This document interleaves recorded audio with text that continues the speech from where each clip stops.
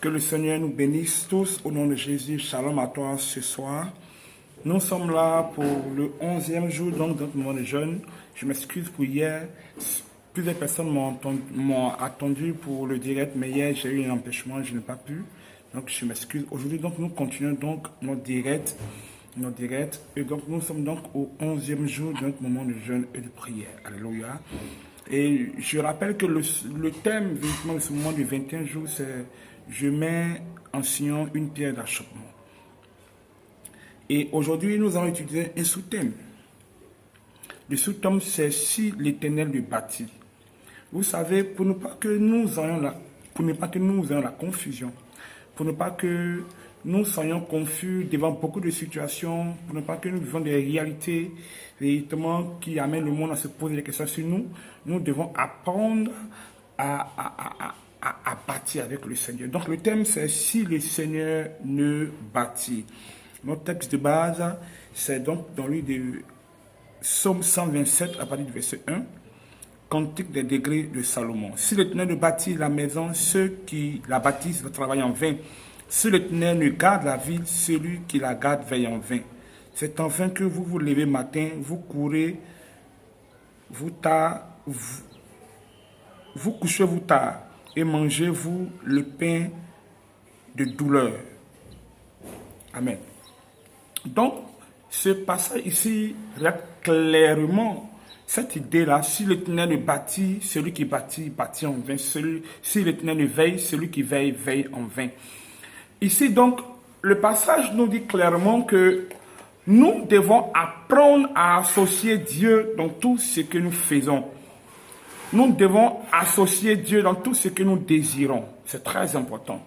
Le Seigneur a dit à Jérémie, il dit, Jérémie, avant que tu ne naisses, je t'avais déjà appelé. Donc, ici, clairement, le Seigneur montre que il avait déjà conçu un plan pour Jérémie que lui, il a déjà exécuté. Ce que beaucoup ne comprennent pas, c'est que les choses ont déjà été dessinées par Dieu. Les choses ont déjà été prédisposées par Dieu. Nous, ce que nous devons faire, nous devons apprendre à chercher la pensée de Dieu, chercher ce qui a été dessiné par Dieu et nous devons marcher donc sur ces choses-là. Quand nous marchons sur ce que le Seigneur a déjà tracé, c'est comme des sillons que nous prenons et ça va rapidement, ça va facilement. Et donc, nous devons apprendre donc à marcher dans les pas que le Seigneur a déjà tracé, que le Seigneur a déjà dessiné. C'est très important. Donc, si nous bâtissons selon que Dieu a déjà dessiné, c'est facile, c'est très important. Je vais vous prendre un exemple, une histoire biblique dans la Bible. Et donc, la Bible nous parle donc de l'histoire du peuple de Dieu qui a quitté donc l'Égypte, qui va donc dans la terre promise qu'on appelle Canaan. Et la Bible dit que ils étaient donc à 2 pas de Canaan. Ils étaient donc arrivés en face de Jéricho. Et ils traversent le Jourdain et ils arrivent en face de Jéricho. Le peuple, Dieu observe le peuple. La terre avait déjà été promise au peuple de Dieu. Le Seigneur regarde le peuple.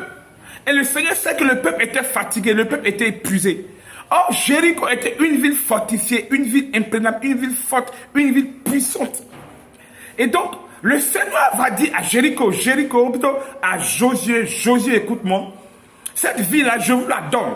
Il va le dire dans le livre de Josué 6, à partir du verset 1, il dit, je vous la donne. Mais vous n'allez pas prendre Jéricho n'importe comment, je vais vous donner des instructions. Et nous allons voir que le Seigneur va donner des instructions à Josué. Il va dire, le premier jour, si vous sortez, ne combattez pas la ville. Je ne vous permets pas d'aller combattre.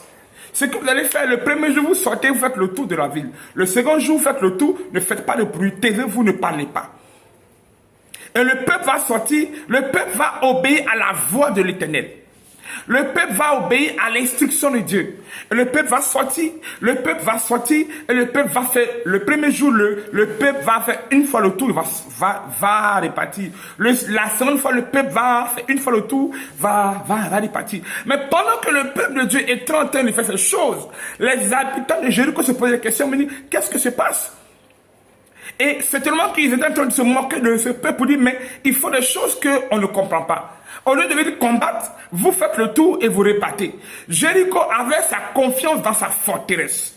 Jéricho avait sa confiance dans la force de son mur imprenable. Mais le peuple de Dieu avait aussi sa confiance Et la confiance du peuple de Dieu se trouvait dans le Seigneur. Vous savez, chacun se confie dans sa force. Et si toi, ta force c'est le Seigneur, apprends à te confier en lui. Si toi, ta force c'est le Seigneur, apprends à te confier en lui. C'est très important. La force de Jéricho était dans sa forteresse. Et donc, Jéricho était là, il ne bougeait pas. Mais la force du peuple de Dieu était dans l'Éternel. Et le Seigneur avait donné des instructions. Il dit, vous n'allez pas combattre, allez faire seulement le tour. Et quand le peuple de Dieu a commencé à faire le tour, pendant 6 jours, ils ont fait 6 fois. Et une fois par jour. Le 7e jour, ils ont fait 6 fois encore. Et Dieu m'a leur dit, la 7e fois. La 7e fois, pousser des cris de joie, acclamer, ovationner. Et la Bible déclare, quand le peuple va commencer à acclamer, quand le peuple va commencer à ovationner, la Bible déclare que les murs de Jéricho vont commencer à être ébranlés. Écoutez, en vérité, le Seigneur lui-même était rentré en jeu. Le Seigneur était lui-même entré en jeu. C'est pourquoi il a dit au peuple, pendant toutes les fois là, gardez le silence. Parce qu'en vérité, le peuple n'avait pas à combattre. Dieu lui-même, il allait combattre. C'est pourquoi il dit au peuple, garde le silence. Vous savez, quand tu marches selon Dieu, quand tu marches dans la pensée de Dieu, tout ce que tu fais, ce n'est pas toi qui fais, c'est le Seigneur qui le fait. Quand il y a un combat au devant de toi, et dans ce combat-là, tu avances selon la pensée de Dieu, ce n'est pas toi qui combats, c'est Dieu qui combat. Or, celui véritablement qui vient te combattre là, il ne comprend pas que ce n'est plus toi, mais c'est Dieu qui est au devant de toi. Et te combattant, en vérité, c'est Dieu qui combat. C'est pourquoi il va échouer. Celui qui combat selon Dieu, combat. Laisse Dieu, il dit, laisse le combat dans la main de Dieu. Et c'est Dieu qui mène ce combat. Oh, Dieu, là, c'est le général de l'armée. Dieu, là, c'est lui, véritablement, qui est véritablement le Seigneur des combats. Donc, il n'y a pas de combat véritablement que l'ennemi puisse engager contre Dieu et puis triompher. Nous devons apprendre à laisser Dieu mener nos combats. Nous devons apprendre à laisser Dieu combattre. Écoutez, la Bible déclare qu'ils ont mis la main sur Jésus. Et ils ont dit, parle. Mais Jésus n'a rien dit.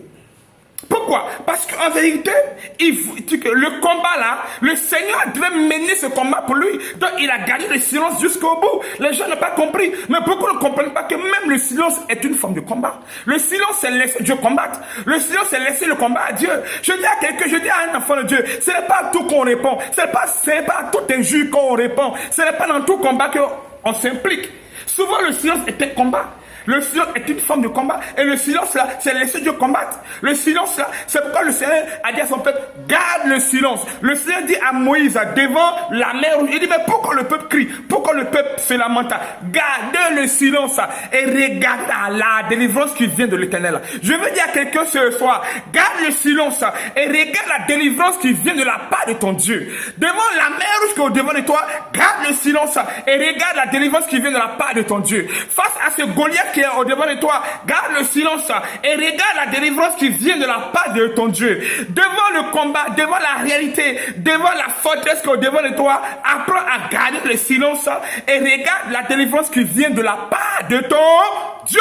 Je dis à quelqu'un ce soir, quelle que soit la forteresse qui est au devant de toi, ton Dieu te fait une promesse. C'est lui qui mènera le combat pour toi. C'est lui qui mènera le combat pour toi. C'est lui qui mènera le combat pour toi. C'est très important. Alléluia. Celui qui bâtit sans Dieu bâtit en vain. C'est pourquoi je dis à quelqu'un, si tu n'as pas Jésus, il sera difficile pour toi. Parce que c'est lui qui donne la victoire.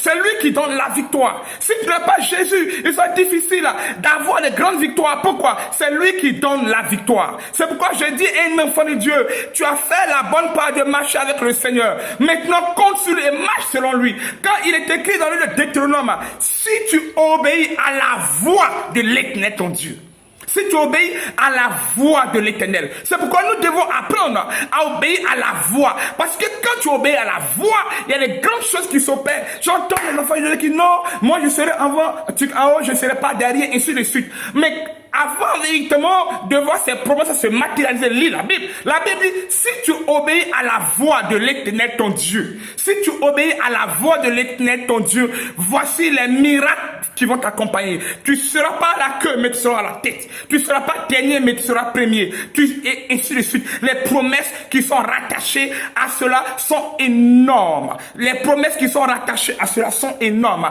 Or, quand on parle véritablement de la pensée de Dieu. La pensée de Dieu, véritablement, c'est saisi par deux moyens, par le Réma et par le Logos. C'est pourquoi je dis à quelqu'un, le Logos, c'est la parole écrite. Apprends à lire la parole de Dieu. Apprends à saisir la parole de Dieu. Apprends à lire la parole de Dieu. Apprends à découvrir les vérités bibliques. Saisis-les et proclame-les. Et ces paroles deviendront pour toi une réalité. Car la Bible déclare la foi vient de ce qu'on entend. Et ce qu'on entend vient de la parole du Seigneur. Donc tu dois lire la Bible, la saisir les promesses bibliques, les proclamer car c'est pour toi. C'est pourquoi je dis à quelqu'un, tu ne mourras pas en cette fin d'année, tu vivras et tu raconteras les merveilles du Seigneur. Je dis à quelqu'un, devant ce combat, tu as la victoire, parce que ton Dieu te promet la victoire. Et ensuite, il y a la pensée de Dieu qu'on appelle le Réma. Le Réma, c'est quoi? Le Réma, c'est la révélation de Dieu par rapport à une situation spécifique.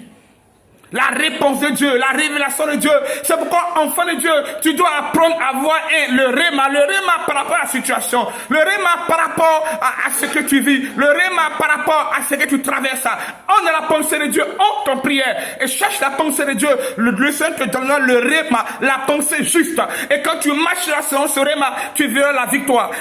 En fait, le peuple de Dieu avait déjà la promesse qu'ils allaient avoir la victoire. Le peuple de Dieu avait la promesse que Canaan serait pour eux. Mais Josué a reçu un Réma. Le Réma, l'orientation spécifique pour ce miracle spécifique. Et la Bible dit que quand Josué a marché selon ça, le miracle s'est opéré. Quand Josué a marché selon ça, la délivrance s'est opérée. Je dis à quelqu'un, rentre dans la présence du Seigneur et reçois le Réma par rapport à ta situation. Car le Seigneur a pour toi une pensée de victoire, une pensée de triomphe, une pensée qui t'amènera au-dessus et amènera tes ennemis à fléchir au devant de toi. Prie ce soir chez toi, dis au Seigneur, donne-moi le Réma, donne-moi la pensée par rapport à la situation de mon foyer, donne-moi la pensée par rapport à la situation de mon église, donne-moi la pensée. Et le Seigneur te donnera cette pensée. Je déclare que tu as la victoire au nom de Jésus. Sois béni au nom de Jésus. Nous sommes donc aujourd'hui au 10e jour. Demain nous sommes à l'église,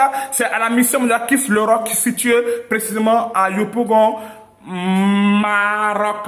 Et donc viens, mon numéro c'est le 07 47 93 52 16. Viens véritablement être béni puissamment par ce moment de jeûne. Que le Seigneur te bénisse au nom de Jésus. Amen.